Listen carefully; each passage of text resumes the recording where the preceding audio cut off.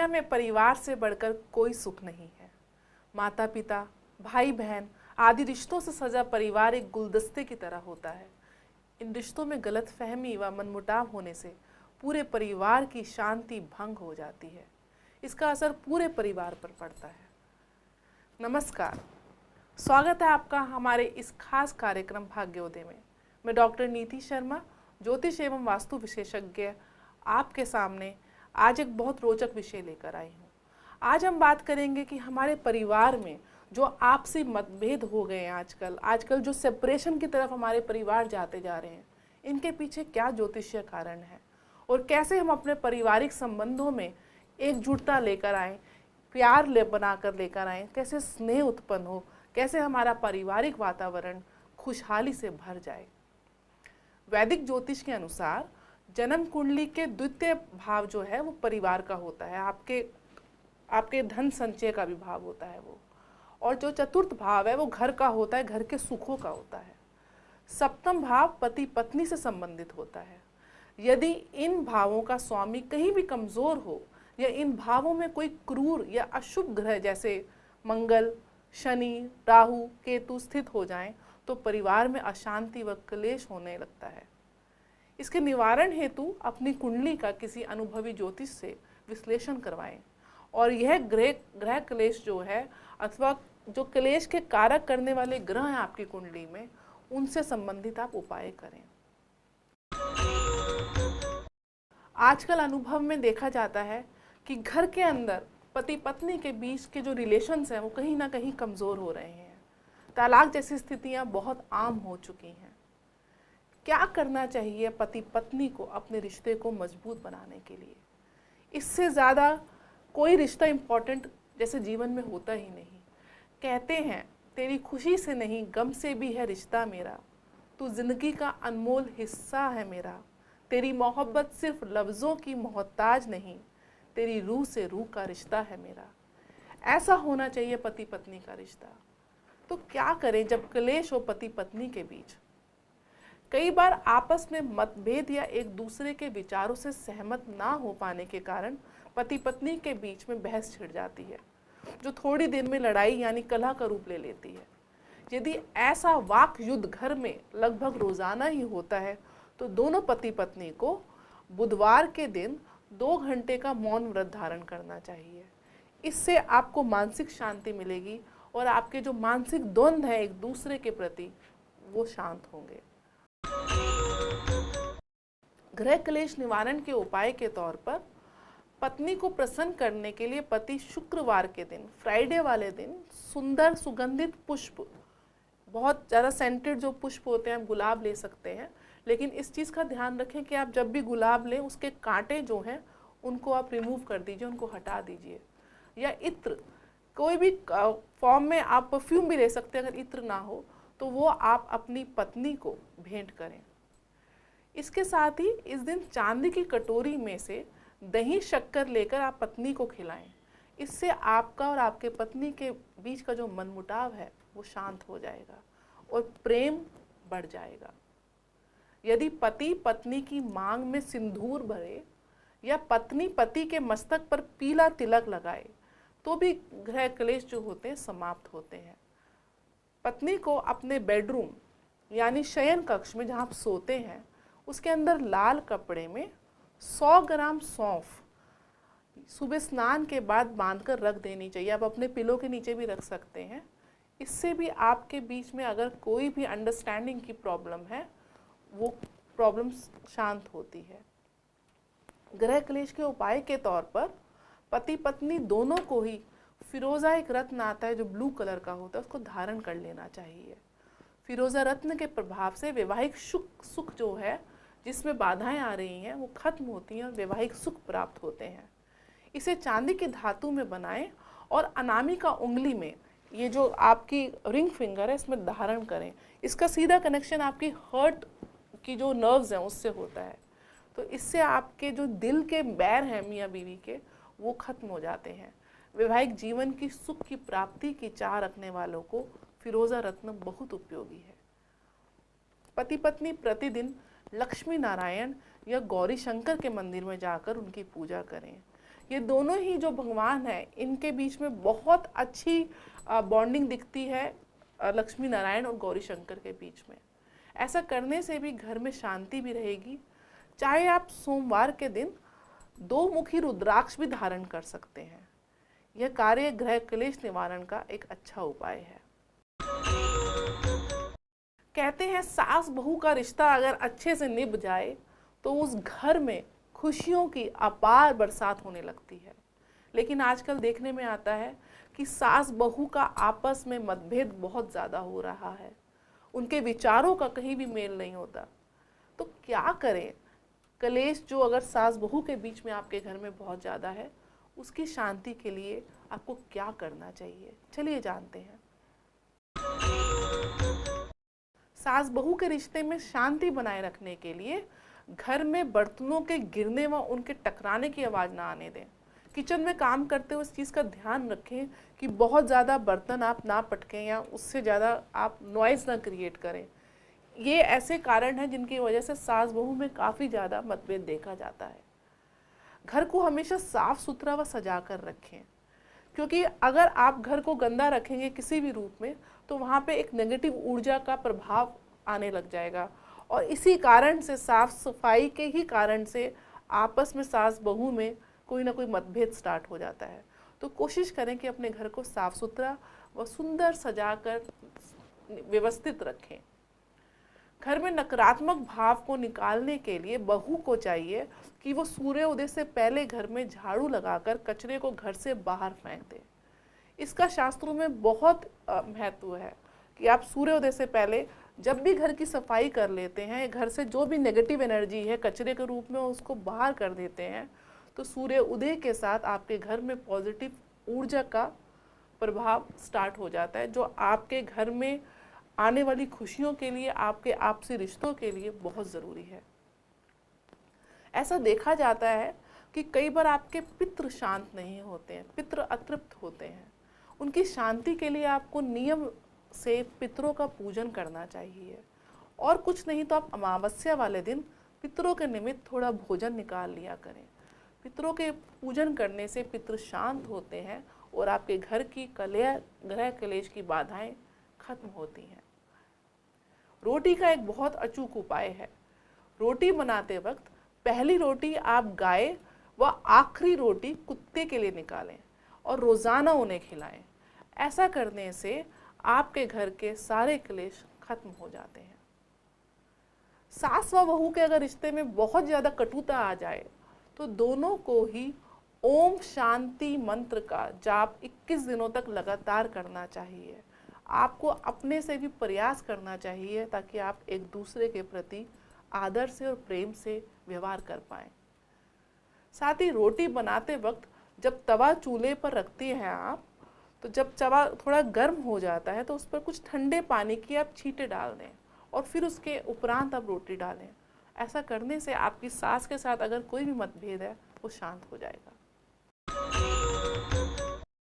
अब हम जानते हैं एक बहुत इम्पॉर्टेंट रिश्ते के बारे में। अगर ये रिश्ता कहीं से भी मजबूत नहीं है तो आपका परिवार जो है विकास के पथ पे नहीं चल पाता, आपके घर में व्यवसाय उन्नत नहीं कर पाता, आपके घर में सुख शांति जैसे खराब हो जाती है। ये रिश्ता है भाई भाई के बीच का। भाई भाई खून के रिश्ते हैं, इनको बेकार ना कर।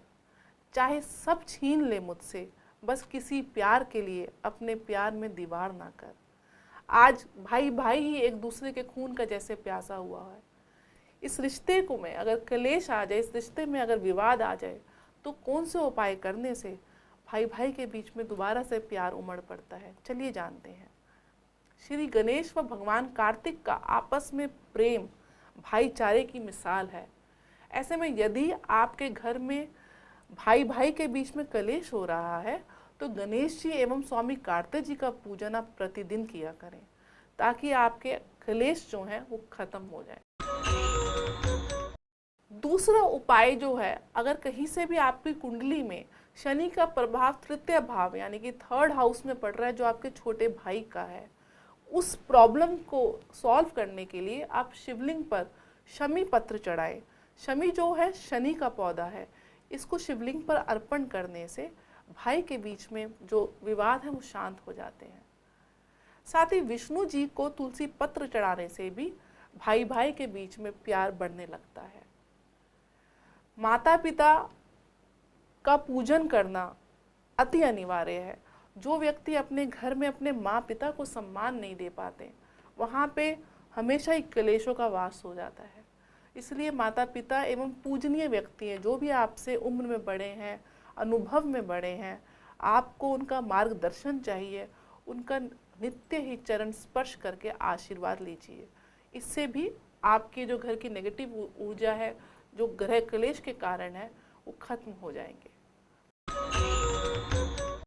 ओम रामाय नमः मंत्र का जाप नित्य करना चाहिए।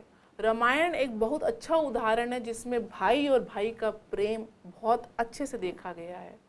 किसी ने रावण से पूछा कि रावण, तेरी हार का सबसे बड़ा कारण क्या है? तेरे पास तो इतना धन था, इतनी दौलत थी, इतना बड़ा साम्राज्य था, फिर भी तू हार गया, तू वानरों से हार गया, ऐसा क्या कारण है जो तू हार गया?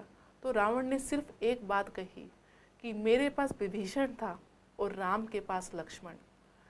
रामायण जैसे, अगर आप रामायण का या रामचरितमानस का यथा संभव पाठ करते हैं तो आपके घर में उस पाठ से शक्ति उत्पन्न होती है। भाइयों के प्रति प्यार जो है वो उमड़ने लगता है। अगर आप अपने भाई के साथ राम और लक्ष्मण जैसा रिश्ता निभाएंगे तो चाहे कितना ही शक्तिशाली विपत्ति आपके सामने आ जाए, कितनी ही विराट आ जाए, लेकिन राम और लक्ष्मण अगर एक साथ हैं तो वो हर बुराई को, हर अपनी विपत्तियों को बहुत आसानी से उसका सामना करके उसका समाधान निकाल सकते हैं। तो राम और लक्ष्मण बनने का प्रयत्न करें, रावण और विभीषण बनने का कभी भी नहीं।